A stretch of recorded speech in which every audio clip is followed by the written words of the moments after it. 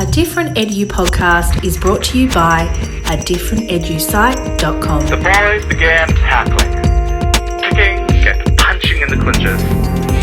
They ended up in a free-for-all in the middle of the gym floor. What began with punching in the clinches became one of the most copied and celebrated lesson plans, classroom structures of all time. A Different EduPodcast tells the stories of teachers making a difference, what they did and how they did it. Hosted by teacher and author Bill Manchester. It was 1891 and Springfield, Massachusetts was experiencing an extremely cold winter. At the YMCA International Training College, now Springfield College, the young men were growing restless and starting to get physical on the hallways. Fights were breaking out and the administration needed to respond. We had a real New England blizzard. For days, the students couldn't go outdoors, so they began roughhousing in the halls. We tried everything to keep them quiet. We tried playing a modified form of football in the gymnasium, but they got bored with that.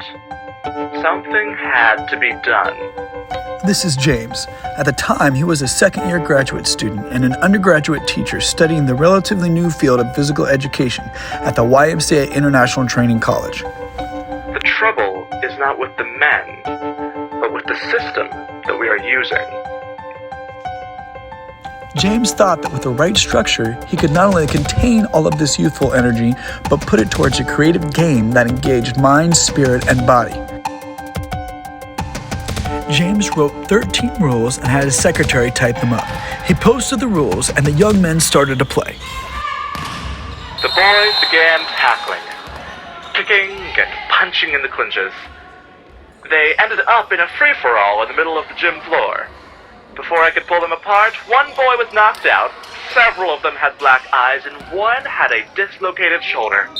It certainly was murder. James's first iteration of his lesson plan was a complete failure. Most teachers would not have the courage to try again, and most school administrations would not let them. Perhaps the problems with the young men's behavior were deeper than a need to use up that physical energy. Would finding a creative outlet for their energy really prove to be better than extinguishing it through harsh, zero-tolerance consequences? Well, after that first match, I was afraid they'd kill each other, but they kept nagging me to let them play again. So I made up some more rules. James waited a few weeks to try the lesson again. By this time, his students were begging him to bring the game back. Knowing that he now had some leverage, he instituted more guidelines, more rules that would define the play of the game more safely. That stopped tackling and slugging. We tried out the game with those rules, and we didn't have one casualty. We had a fine, clean sport. This teacher was James Naismith. This was the first game of basketball. In 10 years, through the National YMCA network, the sport had spread all over the country. Just 45 years later, James Naismith threw up the jump ball for the first basketball game in the Olympics.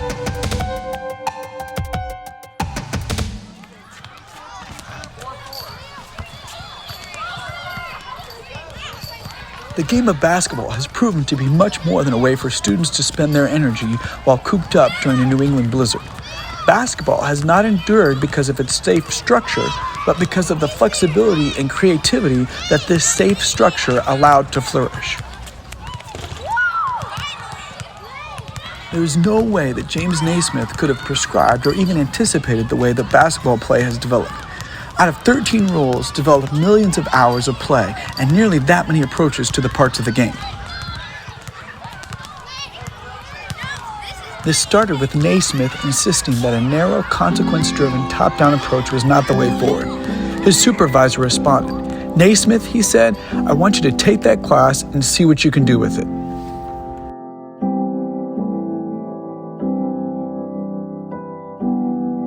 So to those educators out there that see the high, out-of-control energy of students and think there can be a better way, we challenge you to take that class and see what you can do with it.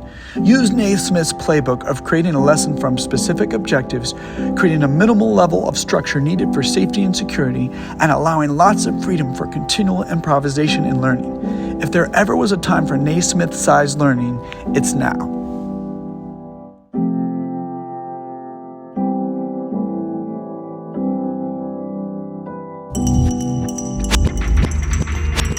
A Different EduPodcast is brought to you by adifferenteducite.com. Special thanks to Jackson Murphy acting as James Naismith in this episode.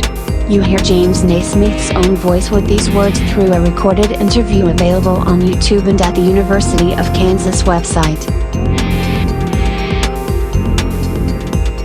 If you're looking for more specific ideas about how to engender this type of Naismith-sized learning, check out the article, 3 Creative Ways to Introduce Content. These are creative, student-centered ideas to engage your students from the very beginning of a unit. There's a link to the article in the show notes. If you like what you are hearing on this podcast, tell your friends and subscribe to never miss an episode. Also, leave a 5-star review on your favorite podcast service. This makes it easier for others to find this podcast. A Different Edu podcast is available on Apple Podcasts, Google Podcasts, Spotify, and most major podcast services. Follow bmanchester_edu for Twitter updates, as well as liking the Bill Manchester Author Educator Facebook page.